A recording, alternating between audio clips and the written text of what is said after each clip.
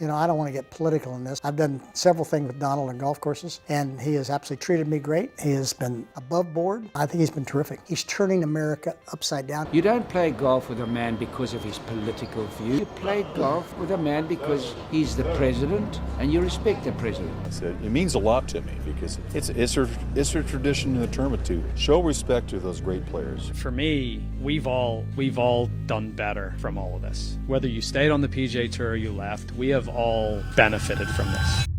How bad was Donald Trump in the eyes of the world's greatest golfers? You're about to hear from the legends themselves, including Jack Nicklaus, and how even their bond couldn't survive January 6th. This is not a political debate.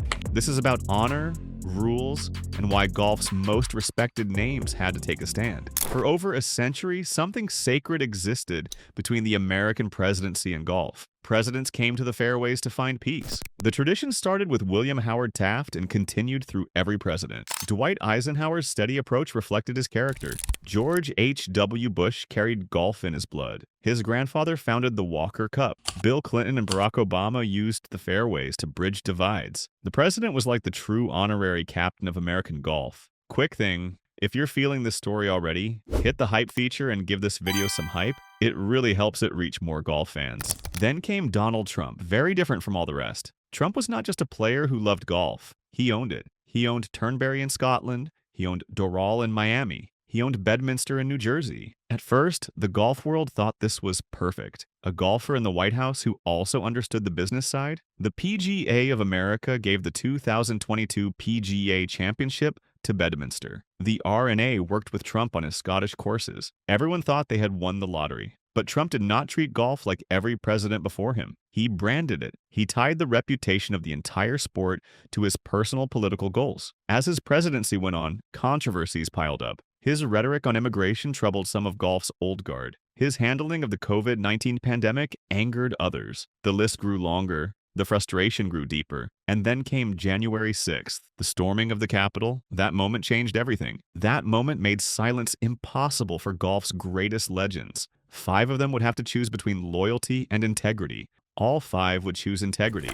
Number 5, Jack Nicklaus, the greatest golfer of all time, the Golden Bear. His story is the hardest to tell because his relationship with Trump ran deeper than all the others. They were friends. They lived in the same state. They played together. They spent time together away from the public eye. Nicklaus had endorsed Trump in 2020. He tweeted that Trump loves this country and that people should look past personality to focus on policies. That endorsement mattered because Nicklaus is not just a golfer. He is an American icon. He is from Ohio. He is conservative. He represents a whole generation of values. When people asked Nicklaus about Trump's refusal to accept the election results in November 2020, he deflected. He said this is not the place for politics. Many people saw it as him standing with his friend. But January 6th changed that. The violence, the chaos, the attack on democracy itself. After January 6th, Nicklaus made a statement. He condemned the Capitol violence. He said democracy must be respected. His words were careful. His tone was quiet.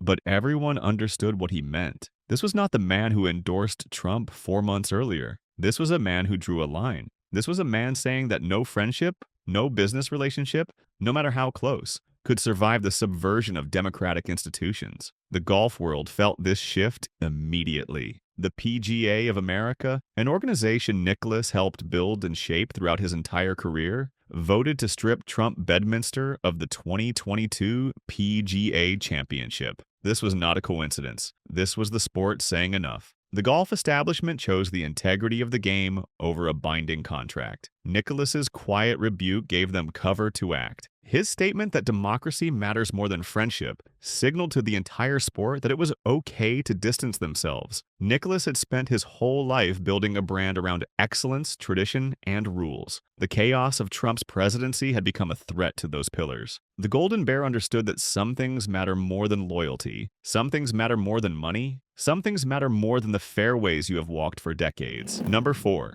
Gary Player. The South African legend, the man who traveled the world more than any athlete in history. Player calls himself the world's most traveled athlete. He has visited more countries than most people can name. He understands America's place in the world. He understands how the United States is seen internationally. And on January 7th, 2021, just one day after the Capitol storming, Gary Player received the Presidential Medal of Freedom from Donald Trump at the White House. The timing was catastrophic. The entire nation was reeling. The entire world was watching America come apart. And there was Gary Player accepting an honor from the president at a White House ceremony. It looked like he was standing with Trump. It looked like he was endorsing him. It looked like Player did not care what had just happened. Player accepted the medal because he respected the office and the history of the award. Arnold Palmer, Jack Nicklaus, and Tiger Woods had received it. Player felt he had earned this honor through a lifetime in golf, but that timing would haunt him. The asterisk next to his medal would never disappear. Player was at Augusta National with photographer David Yarrow shortly after the election. Yarrow recounted the moment. He said Trump made his big mistake when he refused to concede. Yarrow said everybody at Augusta was saying Trump got it wrong. Player knew it, understood it completely. After January 6th, Player drew a clear line. He urged Trump to concede. He condemned the chaos. He said it damaged America's image globally. This was Player speaking from the heart. This was a man who had navigated apartheid in South Africa. This was a man who understood what happens when a nation loses its standing in the world. This was a man warning his friend that the refusal to transfer power peacefully was not just wrong politically. It was wrong for America's place among the nations. It was wrong for stability. It was wrong for dignity. Player focused on what he knew best: global impact. A man who had been everywhere, who had seen everything, was telling America that the world was watching, and what the world was seeing troubled him deeply. Number 3, Colin Montgomerie, the Scottish legend, the European Ryder Cup captain. Montgomerie does not hold back. He says what he thinks. He does not worry about sponsorships or PR damage. He is blunt, he is dismissive, and he struck at the heart of what Trump cares about most: his identity as a golfer. For Trump, golf is not just a hobby. It is a credential. It is proof of his success. It is proof of his vigor. Trump constantly boasts about his handicap. He talks about his club championships. He claims he is a great golfer. This matters to him deeply. Montgomerie looked at all of this and said the obvious truth. Trump talks like a salesman, not a golfer. Montgomerie described Trump putting his hands out like a nervous salesman. Picture that image: a salesman pitching a product to customers. That is how Montgomerie saw Trump and his golf claims. In the world of professional golf, authenticity is everything. When you shoot a score, the scorecard does not lie. Your handicap is verifiable. Your championships are recorded. In golf, you cannot bluff.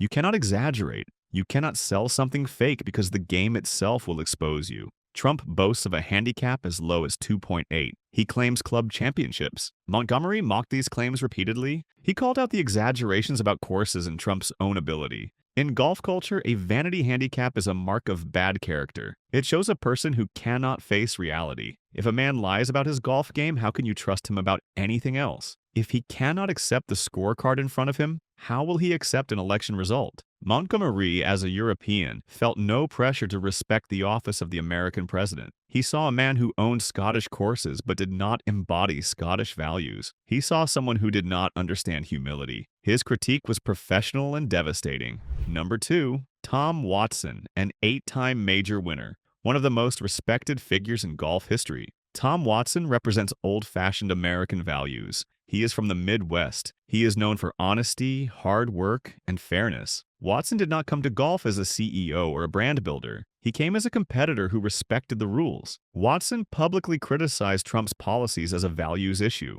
Leadership matters more than money or golf courses, Watson said. This statement was direct. This statement was clear. For Trump, the quality of his courses and the money he invested in them were proof of his leadership ability. Watson rejected this completely. Moral leadership is different. Character is different. You cannot buy integrity. Watson was particularly troubled by Trump's immigration rhetoric. In a sport that had struggled with inclusivity for decades but had made real progress, Watson saw the divisive rhetoric as regressive. The gentleman's game requires a gentleman at the helm of the nation. That was Watson's simple, devastating argument. But Watson's personal connection to Trump added weight to his critique. Watson had his greatest moments at Turnberry in Scotland. His legendary 1977 victory over Jack Nicklaus, the duel in the sun, happened on that course. His heartbreaking loss in 2009 at age 59, also at Turnberry. Turnberry is sacred ground for Tom Watson. It is where his immortality as a golfer was earned. Then Donald Trump bought Turnberry.